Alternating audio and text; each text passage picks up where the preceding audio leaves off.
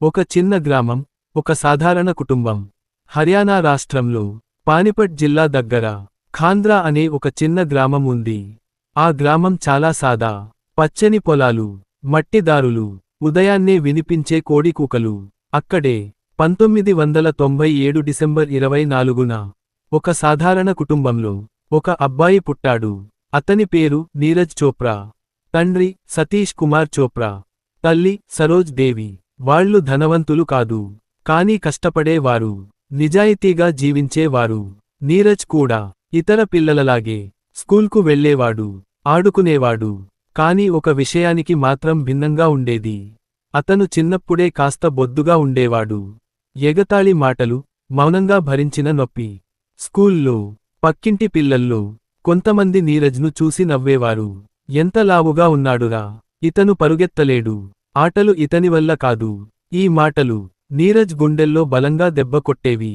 అతను తిరిగి మాట్లాడలేదు, ఎవరితోనూ గొడవపడలేదు.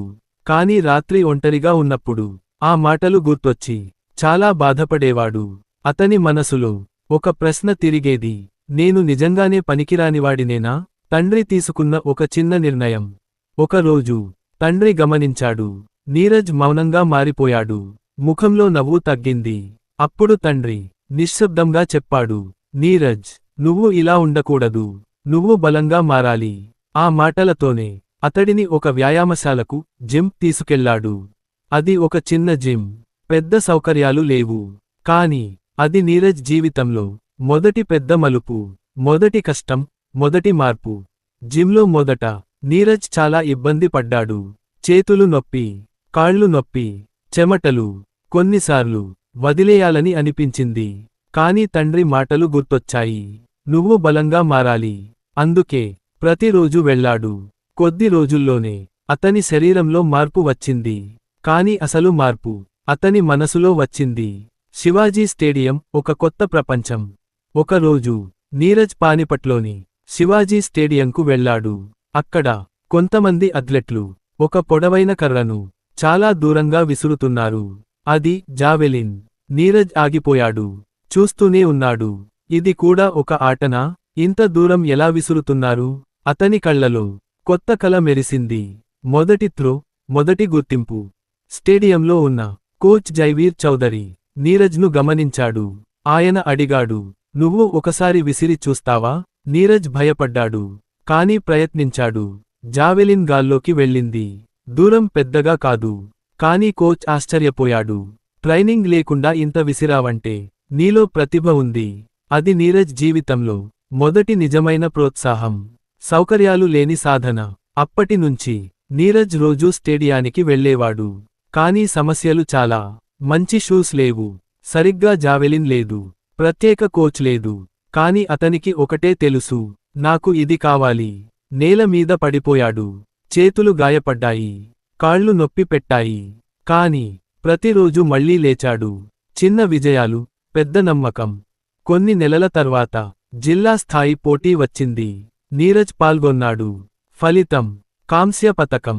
అది పెద్ద పతకం కాదు, కాని అతనికి అది ప్రపంచం. తల్లి కళ్లలో ఆనందం, తండ్రి ముఖంలో గర్వం. ఆ రాత్రి నీరజ్ ఒక నిర్ణయం తీసుకున్నాడు, నేను ఇక్కడితో ఆగను. జాతీయ స్థాయి వైపు ప్రయాణం. రోజూ సాధన. స్కూల్ తర్వాత స్టేడియం. రాత్రి అలసట.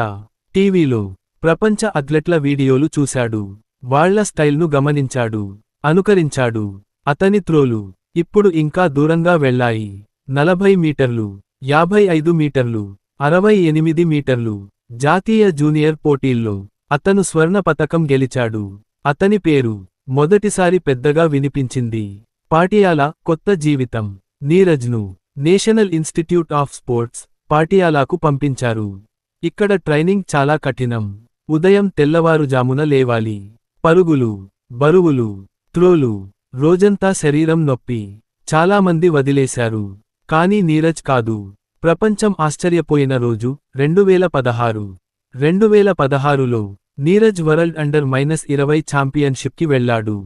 స్థలం పోలాండ్. పోటీ రోజు అతను నిశ్శబ్దంగా ఉన్నాడు. త్రో వేశాడు.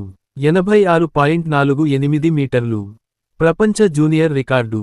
భారత చరిత్రలో మొదటిసారి. ఆ రోజు భారతదేశం ఒక కొత్త పేరు నేర్చుకుంది. నీరజ్ చోప్రా విజయం వెంటనే వచ్చిన గాయం. విజయం తర్వాత గాయాలు వచ్చాయి. వెన్నునొప్పి, మోచేతి నొప్పి. డాక్టర్లు చెప్పారు కొంతకాలం ఆడకూడదు. పోటీలు లేవు, సాధన లేదు. నీరజ్ చాలా బాధపడ్డాడు. ఇంతేనా నా ప్రయాణం? తల్లి మాట, మళ్ళీ నమ్మకం. ఒకరోజు తల్లి చెప్పింది, నువ్వు ఇంత దూరం వచ్చావు, ఇంకా ముందుకు వెళ్తావు.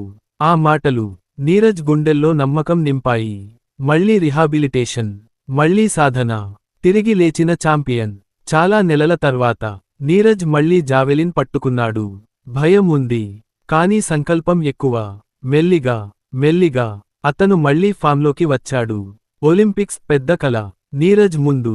ఇప్పుడు ఒకే లక్ష్యం, ఒలింపిక్స్. కరోనా మహమ్మారి వచ్చింది, పోటీలు ఆగిపోయాయి. కానీ నీరజ్ ఇంట్లోనే సాధన చేశాడు. కల ఆగకూడదు. టోక్యో చరిత్ర క్షణం.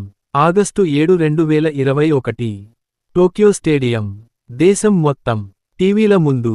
రెండో త్రో 87.58 మీటర్లు. అది సరిపోయింది. ఒలింపిక్ స్వర్ణం. ట్రాక్ అండ్ ఫీల్డ్లో భారతదేశానికి తొలి బంగారం. గర్వం, కానీ వినయం. జాతీయ గీతం, త్రివర్ణ పతాకం. నీరజ్ కన్నీళ్లు పెట్టుకున్నాడు. అది ఆనందం. అది కష్టం తీరిన క్షణం. అవార్డులు వచ్చాయి, గౌరవాలు వచ్చాయి. కానీ నీరజ్ మారలేదు. సైనికుడు, దేశానికి అంకితం. నీరజ్ భారత సైన్యంలో సుబేదార్. అతని మాటలు సింపుల్. దేశం కోసం ఆడటం గౌరవం, దేశం కోసం సేవ చేయటం బాధ్యత. నీరజ్ మనకు ఇచ్చే సందేశం. ఈ కథ ఒక ఆట కథ కాదు, ఇది ఒక జీవిత కథ. ఎగతాళి వచ్చినా ఆగకండి, గాయం వచ్చినా నమ్మకం వదలకండి, పరిస్థితులు కష్టం అయినా కలను వదలకండి. ఖాంద్రా గ్రామంలో పుట్టిన ఒక చిన్న కుర్రాడు ఈ రోజు భారతదేశ గర్వంగా నిలిచాడు. అతని పేరు నీరజ్ చోప్రా. ఈ కథ ముగింపు కాదు, మీ కథకు ఇది ప్రారంభం. జై హింద్.